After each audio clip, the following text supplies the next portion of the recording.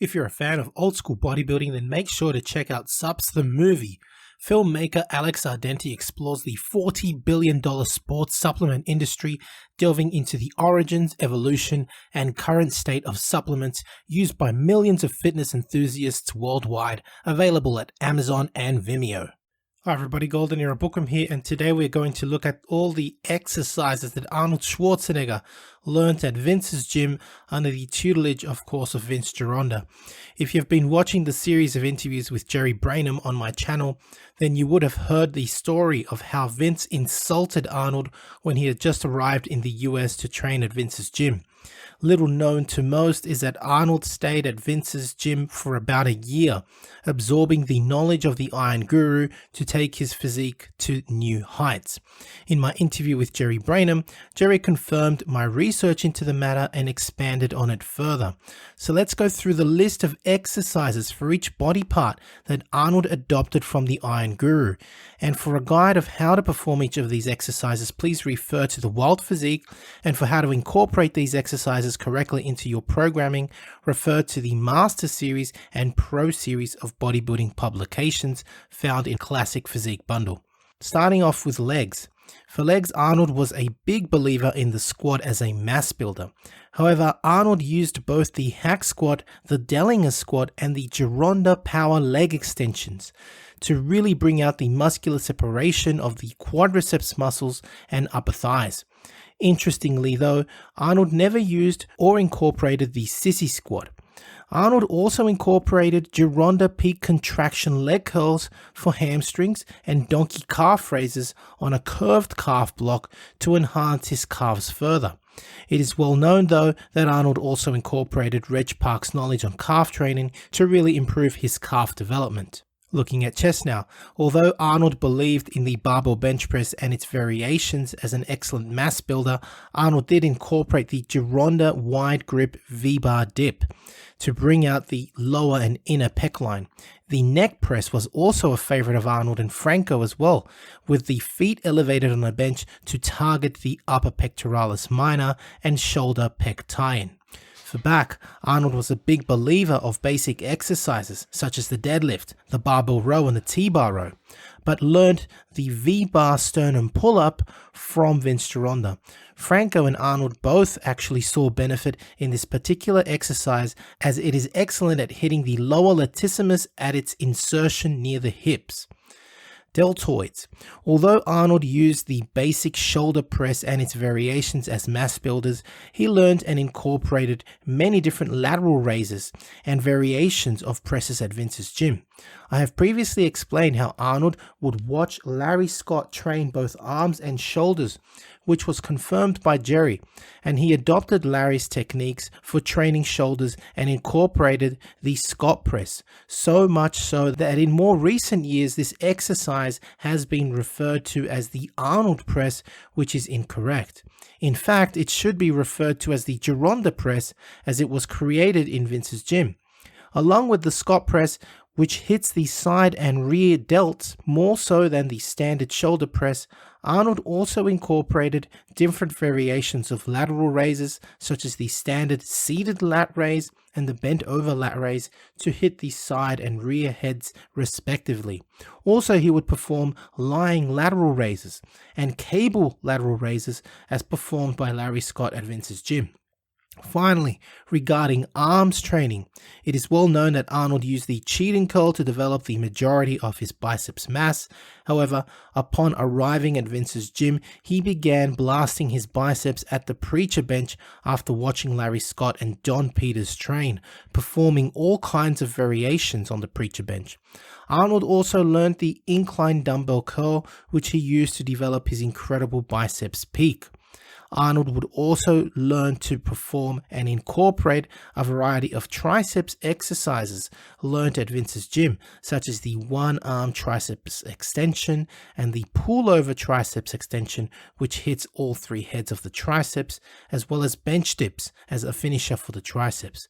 Finally, he would also incorporate heavy wrist curls as taught to him by Larry Scott. Larry was a big believer in developing strong forearms for huge arm development, as was taught to him by Bill Pearl, and so Arnold followed suit. So I do hope you have enjoyed this video on all the exercises Arnold learned at Vince's gym. If you have enjoyed this video, please give the video a like, subscribe if you haven't done so yet, and please leave me your comments and click the bell button to be notified of future videos. Make sure to subscribe to the Applied Metabolics newsletter by Jerry Brainum if you do wish to enhance your knowledge on bodybuilding nutrition, especially as a natural bodybuilder. More information is given in the description below. That's it from me. This is the Golden Era Bookworm saying bye for now. And for those interested in learning the secrets of Larry Scott, Vince Gironda's top student and first Mr. Olympia, head to my website for the most extensive range of booklets on Larry Scott's bodybuilding methods. Everything from bulking up for beginners, specialization courses, and advanced courses, as well as preparing for competition, all available at www.goldenerabookworm.com. Now, if you're interested in learning more about Vince Gironda's approach to bodybuilding, his principles, and all these tips of wisdom that he has, I mean, there's so much stuff that probably hasn't been proven by science, and it will take science to prove or disprove Vince. But to be honest, these 3 books, I believe, which I call the Classic Physique Bundle, are the best books that Vince ever came out with. And they, of course, are the Wild Physique, the Master Series, and the Pro Series. Have a look at it this way. The Wild Physique, I believe, is like the ABCs of Vince Gironda's principles to bodybuilding. He teaches you the exercises and his principles, but how do you put them together? Well, the Master Series is a 14-month program of using all of these principles, all of the diets that Vince came out with, all of the exercises, and believe me, it's a brilliant program. Many people have used it. I know personally a lot of bodybuilders that have actually used it and made fantastic results with it. And of course, the Pro Series was a book that he came out with later on, specially targeted for getting into competition. It's just these 3 books, as I call it, the Classic Physique Bundle, Vince's best work, and available, of course, at www.goldenerabookworm.com. Now, the Pro Series of Bodybuilding, which was targeted for professional bodybuilders, contains 6 programs, each of which go for 2 months each. So it's a whole year, again, in preparation for competition. Online training is now available, including my new program, Novice to Classic, a program geared towards beginners and novices looking at developing a classic physique, as well as Classic Cut, geared at those who wish to lose weight and gain muscle fast. Details available at www.goldenerabookworm.com. Need a bodybuilding poster for your gym or office? Then check out Iron Man Magazine archive.smugmug.com for the highest quality posters on the planet. Scroll through the galleries of all the legends, including greats such as Arnold, Frank Zane, Sergio Oliva, Serge Nubret, Tom Platz, and Larry Scott, and much more, and select your poster now. Your favorite YouTube channel, please visit teespring.com/stores/goldenerabookworm for merchandise, including t-shirts, hoodies, face masks, phone cases, and much more. Once again, at teespring.com/stores/goldenerabookworm. Become a patron at www.patreon.com/goldenerabookworm for hard to find books, scans of rare photos, and articles on the golden era of bodybuilding. To take full advantage of my collaborations, use code GEB20 with nspnutrition.com and vincegironda.com, as well as code bookworm12 at osl.com for a discount at checkout. I don't think that Bill Phillips looked at it as, I want to compete against them. I want to destroy them.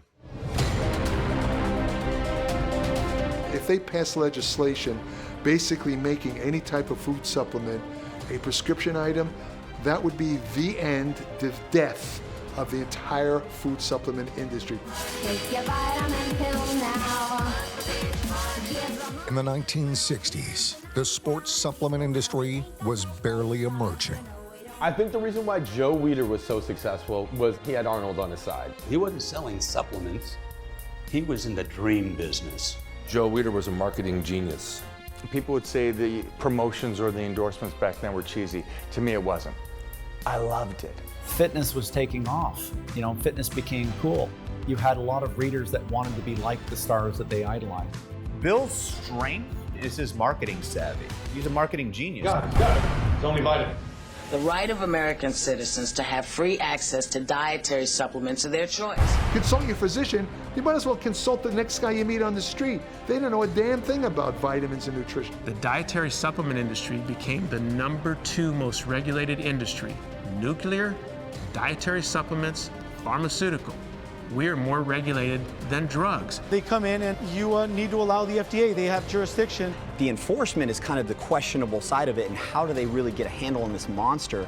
A lot of people tell me that the dietary supplement industry is completely unregulated. It's the wild, wild west out there. It's a free-for-all. That could not be further from the truth. A dietary supplement is not allowed to have a side effect. I always say that pharmaceutical has to have a minimum of 100 side effects in order for it to be a drug. And now, it's a $40 billion industry and growing. That's the really interesting thing, is the cast of characters from the 80s, when it was kind of iffy, to now when it's a lot more legitimate. They made it sound cutting edge, revolutionary, and different, and I want that. That's cool. We are in this industry to improve our health. It's not just a vanity project here. We're working on our lifeline. We eat a certain way to improve our health. We train a certain way to improve our health. Supplements are just that. They supplement your work, your graft, your nutrition. They demonize dietary supplements, but they say all you need is real food. Well, what's a real food? They pump you up and get you hard, stronger, faster, bigger. Doc, I want to take this weight gain. I want to take this pre-workout. No way. That stuff, we don't know what's in that. It could be, no way. I'm not going to give you, it's going to kill the industry, bottom line. So I must have drank so much protein powder from age 15 to 18 that my head was going to explode. I believed in metrics so much that I would probably punch somebody in the face if they tried to take it away from me.